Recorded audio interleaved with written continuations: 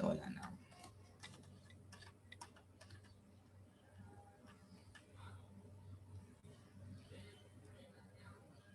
And the synchronized cardioversion, however, is the delivery of an electrical shock, okay, to the heart that is timed to occur during ventricular depolarization. Okay, right? So since the patient has a pulse or the heart, no, okay, is still functional, okay, we need to synchronize the depolarization, okay, of the ventricle to the delivery of the shock. So we need an electrode wiring, okay, that will be connected to the different parts of the body of the patient, okay, in order for the machine to recognize the ventricular depolarization. Okay, once you push the electrical shock, no, it will time to occur during ventricular depolarization. Okay, that is how, okay, it treats, no, okay, or it terminates the abnormal rhythm. No, okay, so the principle, okay, for the synchronized and unsynchronized, okay, is different. Okay, all right. Okay, for the unsynchronized, okay, defibrillation, okay, this is the energy level. No? Okay, 120. You have to remember this. No, you have 120 to 200 joules. Okay, that is again for pulseless ventricular tachycardia or ventricular fibrillation. And also, okay, if your polymorphic ventricular tachycardia, okay, is even with or without pulse, no, as long as the patient is already unstable, okay, we need defibrillation. Okay. All right. Before monophasic defibrillation, in monophasic defibrillation, okay, we use 360 joules. Okay, but for the biphasic defibrillation, we use 120 to 200 joules. Okay. Okay. This is range. This is a range of the energy level. Okay. So you can start with 120. Okay, or you can start with 200, or okay, the intervals or the increment, okay, of energy levels, okay, in between 120 to 200 joules. Okay, but make sure, okay, you increase the energy level on the next increment. Okay, I mean on the next defibrillation. Okay, right? You have to increase the energy level kung ano yung next na increment doon sa machine. Okay, kasi iba't ibang machine, iba't ibang increment. Merong from 100, 150 na agad. No? Iba naman, from 100, there is a 120, then merong 150, yan, to 175, then 200. Okay? Alright. For the cardio version, okay, iba-iba no, ang energy level natin. Okay? For unstable narrow QRS tachycardia, we have 50 to 100 joules. Okay, for unstable atrial flutter, okay, we have 50 to 100 joules. Okay, for unstable atrial fibrillation, okay, we have 120 to 200 joules. And for unstable monomorphic ventricular tachycardia, we have 100 joules. Okay, so pwede nyo itong i-screenshot na, okay, para meron kayong copy. Okay, anyway, meron naman palang isi-send sa inyo na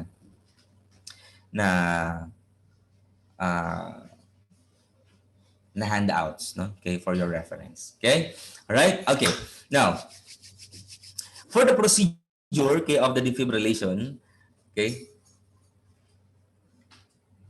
once you recognize, okay, that there is a shockable rhythm, okay, for example, okay, let's say cardioversion muna, no? Let's say the patient has a ventricular tachycardia with pulse, okay?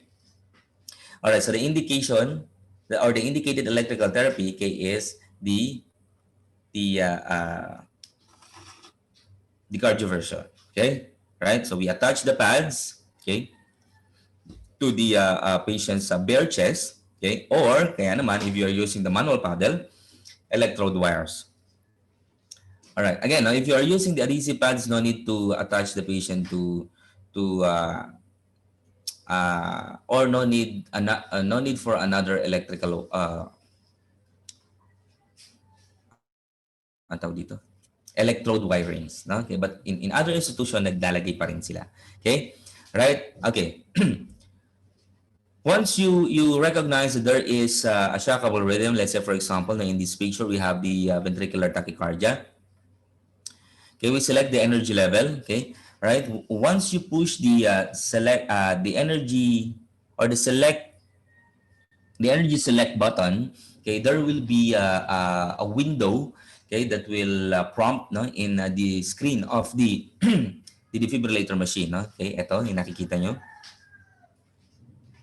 Yan. Okay, so it will indicate the selected energy level. Okay, let's say for example 100 joules. Okay, yan. Okay, we push the charge button. Okay, right, and we clear, okay, the the team, okay, for make sure no one is touching the patient. Okay, all right, and right after that, okay, you need to count, no, okay, and say, I am clear, are you clear? Okay, so if everybody's clear, I'm shocking on 3, 1, 2, and on the third count you have to push the shock button. Okay, right after the delivery of the shock, you have to check for the pulse of the patient. Okay, all right, why do you need to check for the pulse? Okay, kasi okay, there is a possibility na mag-asystole yung patient. Okay, and by the way guys, now before you administer the cardioversion, make sure the patient is sedated kasi masakit ito, no? Sobrang sakit nito. Okay? So, kung hindi nyo sedate ang patient, mararamdaman niya yan. Kapag naka-recover yan, hahantingin yan kayo. No? Okay? Baka kayong kuryentehin yan. Okay? Alright? Okay, so we expect that the patient is sleeping, no, or asleep, no, okay, after we deliver the shock. Okay, so you have to check for the pulse of the patient, okay, together with the rhythm in the cardiac monitor. Okay, all right, that is for cardioversion. Okay, but for defibrillation, okay, the same, okay, initial process. Okay, you have to select the energy level. Okay, push the shock button. Okay, say clear. Okay, and count. Okay, but right after the delivery of the shock, okay, you don't need to check the pulse of the patient. Okay, right after the delivery of the defibrillation, you have to resume or you have to start your compression. Okay, that is the difference. Okay, clear? Okay, question po? Nah, okay. So, mabilis lang, no? Yung electrical shock natin. Okay? All right.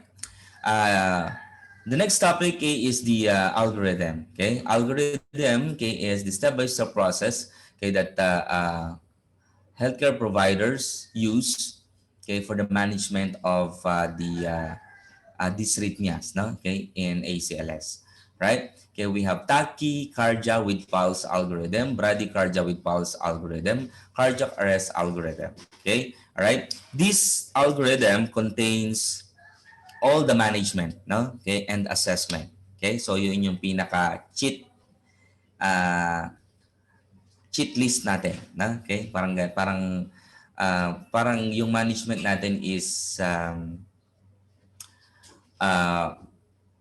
scripted. Yan, kasi may susundin lang tayong algorithm. Okay? All right? Okay. Give me 10 minutes. Okay? This will be our first break, no? Okay, 10 minutes. Okay, then we will resume our discussion for algorithm and the video, okay, for the code resuscitation.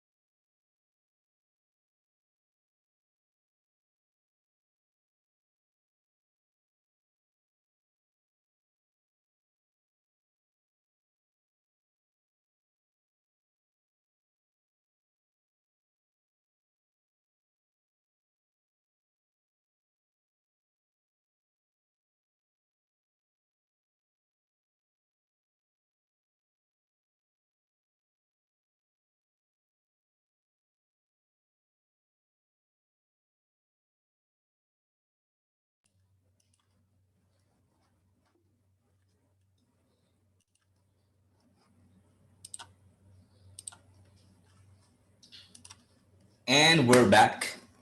Okay, let's discuss the algorithm. Okay, yeah. No? So as you can see, no, in your screen, the algorithm, okay, is a guide, no? Okay, a scripted guide, okay, for the management of the dysrhythmia, specifically for dysrhythmia. Okay, um, again, no, okay, the dysrhythmias, okay, are the most common, okay, causes, okay, of the circulatory compromise, no, okay, of the patient. Okay, and when we're talking about dysrhythmias, sila yung very sudden, no, okay, when occur, no, okay, doon sa pasyente. Okay, but these dysrhythmias can be easily managed, no, okay, when we just follow, okay, the algorithms. Okay, though there are other doctors that or who have these or they have their own, no, way of managing the dysrhythmias. Okay, pero okay, these are just guide, no, and recommendations for them. Okay, in other countries, okay, even nurses can manage the dysrhythmias. Okay, as long as they follow, okay, the protocol. Okay, all right, uh, with this principle, no, okay. Kasi in other hospitals, especially in Western countries, kaya meron silang tinatawag na autonomous nursing care. Okay, they manage the patient without the doctor initially. Okay, pero they follow, no, okay, specific clinical practice guidelines. Okay, all right. Okay, so let's start kay the bradycardia with pulse algorithm. Okay? Meron nakalagay na with pulse, no, kasi pag bradycardia without pulse, that is PEA, no, already. Okay? Kaya this is specifically with for bradycardia with pulse, no? Okay? All right, now, okay? The first box is assess appropriateness for clinical condition. That is the assessment. That is the secondary assessment. Okay? When we're talking about the secondary assessment, or yung primary assessment muna. Now, in primary assessment, we just check, no, the absence or the presence of the consciousness, okay, the breathing and the pulse of the patient, and that's it. Okay? And we have to always start with the primary assessment, especially if the patient is unconscious. No? Okay? But if the patient, okay, is monitored, no, okay, in the hospital, of course, okay, the patient, okay, may have the connection, okay, to the cardiac monitor. We can be able to know the pulse, yan, the oxygen saturation. Okay, all right. We just need to further assess the quality. Okay, all right. For the secondary assessment, okay, we are more of quality assessment. Okay, all right. We have to follow pa rin the ABCD. Okay, all right. So airway, breathing. Okay, for the airway, I have mentioned yesterday, okay, that if the patient is unconscious, okay, there is a probability, okay, that the patient's airway is closed, okay, due to the blocking of back of the tongue, no, okay, uh, I mean, the back of the tongue, okay, will serve as the blockage, no, okay, if the patient is unconscious in supine position. Okay, so every time that you assess the patient, now even if you just are taking the vital signs, okay, make sure you wake the patient up, no, okay, in order for you to assess the consciousness. Okay, all right. Now, if the patient is unconscious, okay, proceed to the breathing. All right, okay. But if the patient is already conscious, no, okay, or nagising yung pasyente, okay, of course, we are assuming that the patient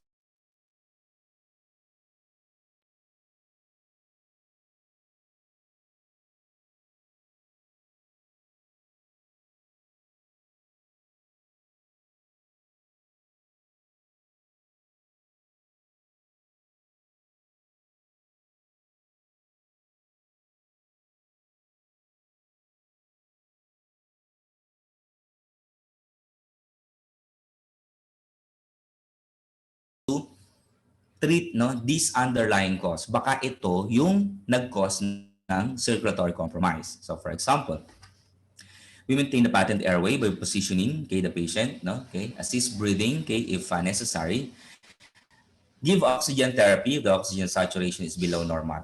Okay? All right. So for example, kina-treat na natin, nakahinga na siya ng maluwag, kaya wala ng respiratory compromise. Baka matreat natin yung circulatory compromise ng pasyente. Okay? But if not, we have to treat further. Okay? Right, we have to attach the patient to the cardiac monitor to assess kung ano ba ang dysrhythmia niya. Okay? You have to obtain IV access kung wala pa. Okay? And 12-lead ECG if it doesn't delay the treatment. Okay? All right. And the third box is the status of the patient. Okay? Based on the assessment that we obtain. Okay? If there is a hypotension, if there is an acute altered mental status, how can we check for the mental status of the patient? That when we wake the patient up, gumising yung pasyente, tatanong natin, kumusta po kayo, ano po nararamdaman nyo? Okay? Pag hindi siya medyo tolero, lethargic, or obtunded, or confused, ibig sabihin there is an altered mental status sa kanya. Okay? Right? Nagreklamo siya, ng masakit ang dibdib niya, that is ischemic chest discomfort. Okay? Right? Signs of shock, it has a relation with the hypotension, and the altered mental status. Okay? Acute heart failure, we have different signs and symptoms, for the heart failure. But for the heart failure, that is more of a late stage na, ng usually, ng case ng pasyente. Okay? All right. So now, the third box is a question, no? Okay? So any, of these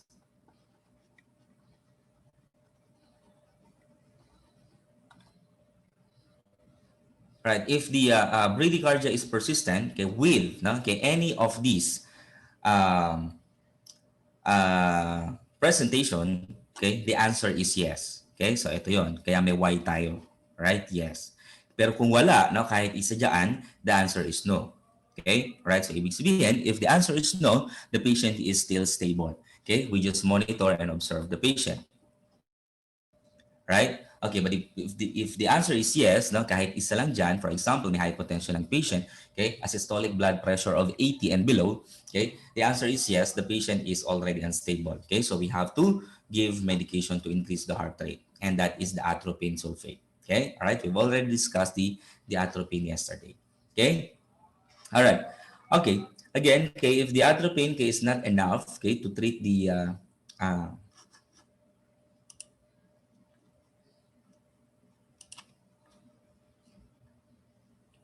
if the atropine is not enough to treat the bradycardia, we have another medications to consider. We have the dopamine or epinephrine. All right.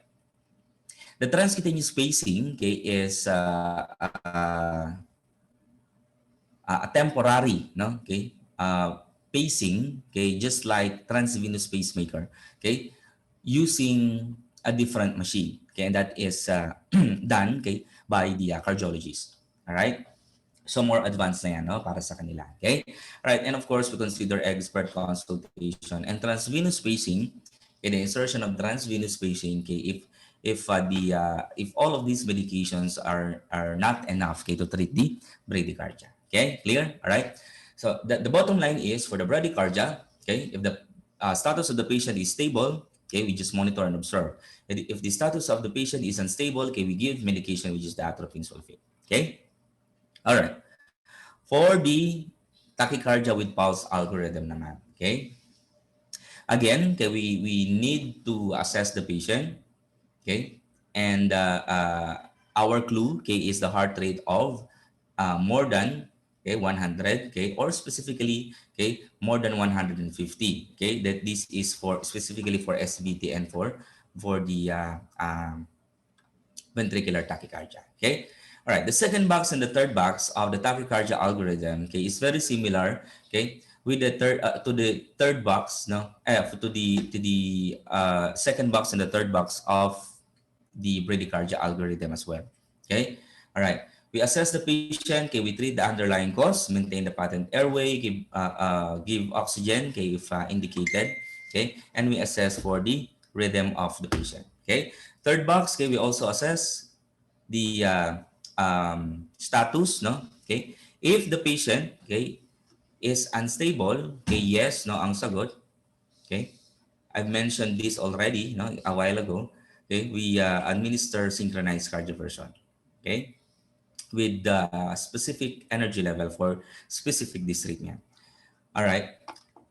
If the answer is no, okay, the patient is unstable, okay, proceed to the next box. Okay, this is uh, for the identification of the dysrhythmia. Okay? Okay.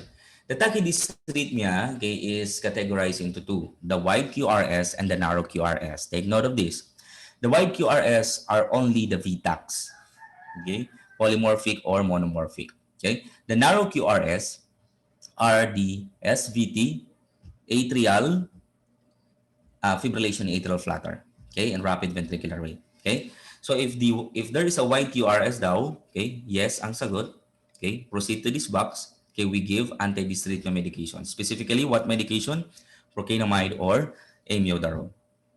Okay, or if torsadipua, we have magnesium sulfate. Okay, for a no answer, okay, that is a narrow QRS, we give the either adenosine beta blockers and or calcium channel blockers. Okay? So ganun lang siya kadali na gamitin. Alright? Okay. Don't forget the vagal maneuver, ha? Okay, the carotid massage. Alright? Okay, for or it will serve as a help kasi, no? Okay, to decrease the heart rate of the patient. Okay, again, we do not give anti-dysrhythmia medication for AFib and A-flutter in slow ventricular rate.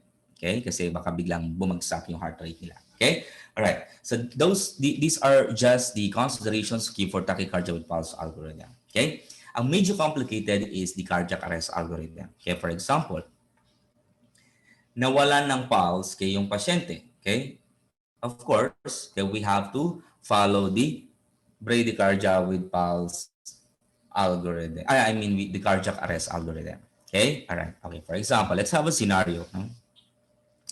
For example, you are caring for a patient with or whatever disease. No? Okay. You're about to take the vital signs of the patient. No? Okay. The patient is admitted in a private room. Okay. As you enter the room, the patient seems asleep. Okay. Again, you have to wake the patient up. Okay. Before taking the vital signs. No, as you tap the patient, okay, to wake the patient up, the patient is unresponsive. You check the breathing and the pulse. The patient has no breathing and pulse. Ano yung ginawa nyo? Primary assessment. Okay? Alright? You must not check the vital signs, okay, if the patient is unconscious. Okay? You have to check for the presence or absence of the breathing and pulse first before checking for the vital signs. Okay? Para mabilis yung transition natin, okay, to the resuscitation. Okay? All right. So let us suppose, okay, your scenario is the patient is without response, no, without breathing and pulse. Okay? So what are you going to do? Okay? Shout for help, activate emergency response or the code blue. Okay? And return to the patient to start the CPR. Wala kang ibang gagawin kung hindi mag-CPR ng mag-CPR. Okay? Or mag-compress ka lang ng mag-compress until the code blue team arrive. Okay? All right. What are the team members, okay, of the code blue team? We have you as the compressor. Okay? We have the airway, okay, or the responsible for the ventilation using the bag mask. Okay? The team leader, and that is usually the ROD, okay, or the charge nurse or the supervisor. The medication nurse, okay, responsible for the preparation of the medication and administration. The electrical therapy, okay, responsible for the for the administration of the electrical shock, and um, the one who will operate the machine, okay, and the documentationers. Okay, documentationers, okay, of course, document the event and uh, monitor the time. Okay, meron kasi tayong mga time, no? Ano yung mga time natin? The 2 minutes or the 2 minute period, okay, of the CPR, okay, tinatime yan ng documentation. The interval of the interval timing of the medication, okay, specifically the epinephrine, that is every 3 to 5 minutes. Okay, so siya yung mag-aware, no? Okay, sa members, okay, na time na or due na, no, yung medication. Okay, all right, guys. In code resuscitation, you have to verbalize all management. Okay? For example, magbibigay ka lang ng epinephrine, kailangan sabihin mo yon, no? Okay, for example, sinabi ni team leader na please give 1 milligram epinephrine every 3 to 5 minutes. Okay? Yan. Preparing 1 milligram epinephrine. Okay? Administering 1 milligram epinephrine. Okay? 1 milligram epinephrine given first dose. Okay? Right? Okay naman. Sabi ni team leader, please defibrillate the patient. Okay? Preparing defibrillation, charging. Okay, clear the patient. I'm clear. Are you clear? Everybody's clear. Okay, then position. I'm shocking on 3. 1, 2, 3. Okay, all right. Why do we need to verbalize all, okay, that we have to do, okay, to the patient? Okay, the reason is for the team members, okay, to know, okay, kung ano na ang nagawa doon sa pasyente. And if ever may mali kang pine-prepare or ginagawa, makokorek yun ng members. Okay? And for, of course, for the documentation. Okay? Right? May ibang mga hospitals na the code resuscitation is for them. Para at least if ever there is a legal. Okay? All right. Now, so let's go back to the scenario. Okay, for example, you are now doing the chest compression, dumating na, no, yung team members. Okay? There should be responsible for the airway, no, that can ventilate the patient using the bag mask ventilation. Okay? And this time, you have to follow now the ratio, okay, of compression to rescue breathing. At first, you are doing the compression only. That is a recommendation. No? Okay, pero pag dumating na yung team members, no, meron nang nag-ooperate doon sa, or meron nang pwedeng magbigay ng ventilation, kaya gagawin nyo ng 30:2. Alright? Okay. Unless the patient already has an endotracheal tube. No? Kapag meron ng tube ang pasyente, okay, right, the compression must be continuous for 2 minutes, okay? And the ventilation, okay, must be continuous also for 2 minutes with an interval of 6 seconds. Okay? Alright, that is the difference. Pag wala pang tube yung pasyente, you have to follow, okay, the ratio of compression to ventilation. 30 compression followed by 2 ventilation through bag mask. Okay? Pero kapag may tube na yung pasyente, continuous na, okay, yung compression for 2 minutes and as well as the ventilation for 2 minutes. Okay? Pero the ventilation must be every 6 seconds. Clear? Alright. Let us suppose, no, in this scenario, wala pang tube yung pasyente. Okay? Right. So the CPR, okay, should have a ratio, no? Okay, 30:2. Okay? Then there should be someone who should attach the patient to the cardiac monitor, okay, para ma-assess natin yung or ma-analyze natin yung dysrhythmia ng pasyente. Alright? Okay. So once the patient is connected to the machine, okay, we have to stop the CPR, okay, to analyze the rhythm. No, ito na yon, no? Okay? Stop the CPR, okay, and analyze the rhythm. Okay? You will answer this. Is the rhythm shockable? Okay, by analyzing the cardiac rhythm. Okay? If the answer is no, okay, there are two possible rhythms, asystole or PEA. Okay? Or if the answer is yes, okay, ventricular fibrillation or pulseless ventricular tachycardia. Okay? All right. Now, if the rhythm of the patient is asystole or PEA, okay, you have to continue your CPR, okay, and give epinephrine. Okay? All right? But if, no, okay, the answer is shockable rhythm, okay, you have to prioritize first the shock before anything else. Okay? Clear? Okay. Now, for example, we recognize that the rhythm of the patient is shockable. Okay, we shock the patient. So the team leader will order, please defibrillate the patient with 120 joules. Okay, then the electrical therapy. Okay, will prepare the machine, preparing defibrillation. Okay, charging to 120 joules. Clear the patient. Okay, I'm shocking. I'm clear. Are you clear? Everybody's clear. I'm shocking on 3, 1, 2, 3. Okay, shock delivered. Okay, after the delivery of the shock, you have to perform the CPR. Okay, all right? Wala pang epinephrine. No? Okay, wala pang epinephrine. Okay, if wala pang IV ang patient, we have to obtain the IV. Okay, all right. Remember our scenario. Okay, has in our scenario, the patient has no tube yet. No? Okay, so you have to perform CPR, compression and ventilation. Okay, for 5 cycles. That is equivalent to 2 minutes. Okay? Ayan. Kaya may nakita kayong 2 minutes dyan. Okay? Alright? Again, if the patient has a tube, okay, you have to compress the chest for 2 minutes. Okay? Alright? Ang mag-a-aware na 2 minutes na is this documentation nurse. Okay? Alright. Right after the 5 cycles or 2 minutes, okay, you have to stop your compression again. Okay? Sabihin ni documentation, 2 minutes. Okay? Let's analyze the rhythm. Okay, is it shockable or non-shockable? Okay, if the rhythm is still shockable, uulitin lang ulit natin yung ginawa natin, magsha-shock tayo. Okay, yung number 5. Okay, right after the delivery of the shock, okay, you have to give the epinephrine na. Yeah, so this is the perfect timing of the administration of epinephrine. Okay, if the case of the patient is shockable rhythm. Okay, all right, now.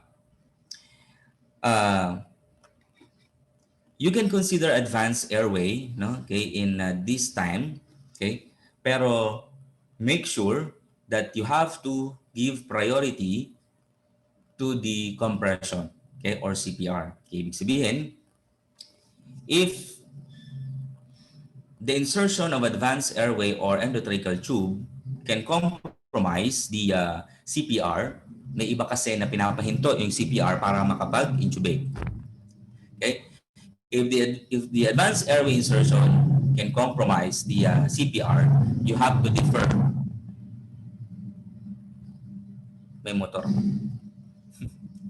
Wait lang, tanggalin natin motor. Yeah. Okay. If the insertion of the advanced airway can compromise the CPR, you have to defer the advanced airway insertion. Okay? Why? Kasi in resuscitation, our priority must be CAB. Okay? Right? Circulation, airway breathing. Right? Kaya pinakamahalaga pa rin si circulation or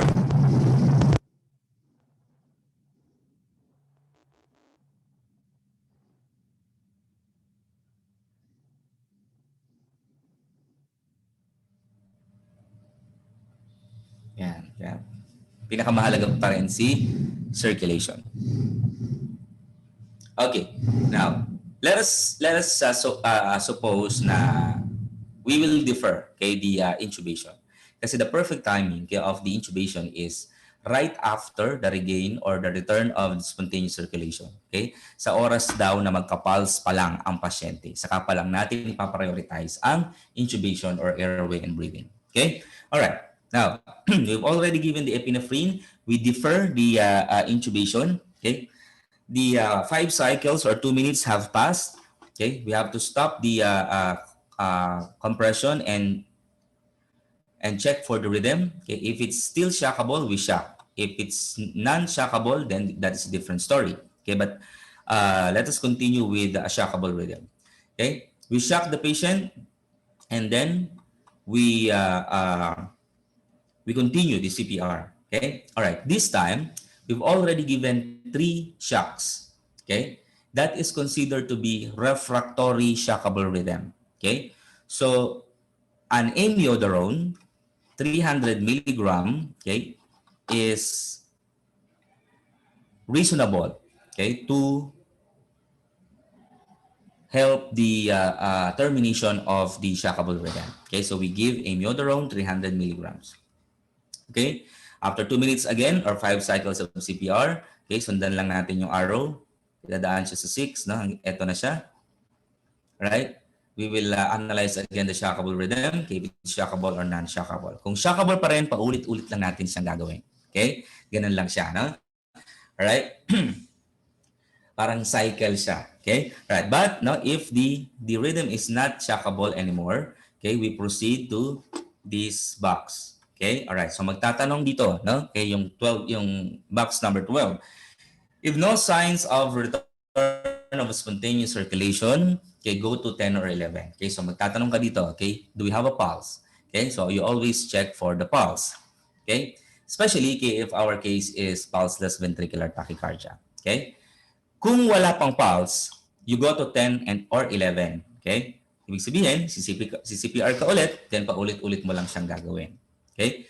But if the patient, okay, bababa tayo ng box, if the patient has a return of spontaneous circulation, may pulse na raw yung pasyente, you will proceed to the another algorithm. Okay? The immediate post-cardiac arrest algorithm. Okay? Alright? Ayan, ito na yung susundin natin. Okay? So let's continue. Okay? Meron ng pulse ang pasyente. Okay? So now, we have to prioritize the airway and breathing. Second box, this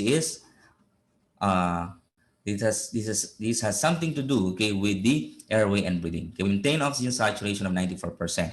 Okay? How? Okay, by administration of the oxygen. Okay, if the patient has no spontaneous breathing, okay, we need to intubate the patient. But if the patient has a spontaneous breathing and can maintain an oxygen saturation of 95% and above, no need for intubation.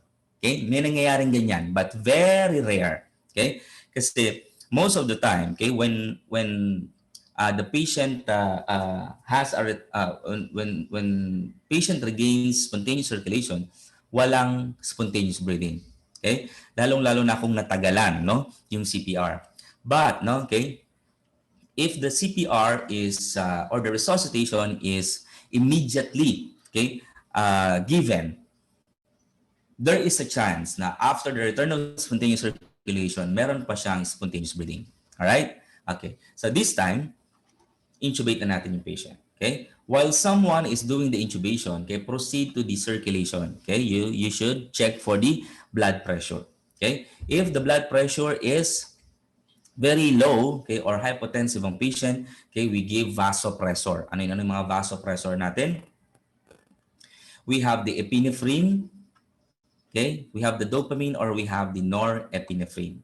Okay? So pwede natin ibigay yan. Alright? But if the case of the patient, okay, is hypovolemia, okay, for example, that is the cause of arrest, hypovolemia, we give IV bolus, okay, of up to 2 liters, no, okay, normal saline or lactated drinkers, okay, or LR, no, right? Okay. Okay. Now, let us suppose that the patient is already intubated. Okay, the hypertension is treated, no? Okay, nag-stabilize na yung vital signs niya. Okay, we need to check, no, if the patient can follow command. Okay, all right. What is the essence of this part? Okay, by obtaining, okay, if the patient can follow command, we can able to know, okay, if the patient is in coma, no, okay, or not. If the patient cannot follow command, the patient is in coma. All right? Ibig sabihin, there is a brain tissue na deterioration. Okay? All right. But if the patient can follow command, of course, mataas ang chance ng recovery. Okay? All right. So how would you do this? Okay? You can whisper, okay, or bulungan nyo yung pasyente, no? Okay, ma'am, can you raise your hand or can you squeeze my hand? If the patient can follow command, then, okay, you have to treat the underlying cause, no? Okay, yes ang sagot, you have to treat the underlying cause. Okay? All right? Cardiac catheterization laboratory. Okay? The cardiac catheterization laboratory here, okay, is not constant. Okay? Para lang may mailagay, no? Okay, dito sa box na to. Okay? All right. For example, okay, the case of the patient is uh, embolism, okay? Coronary embolism or myocardial infarction, okay? Right? This is perfect, no? Okay, for that cause, okay? Cardiac catheterization. Okay? So ibig sabihin, before you decide kung ano ang ilalagay natin dito sa part na to, you need to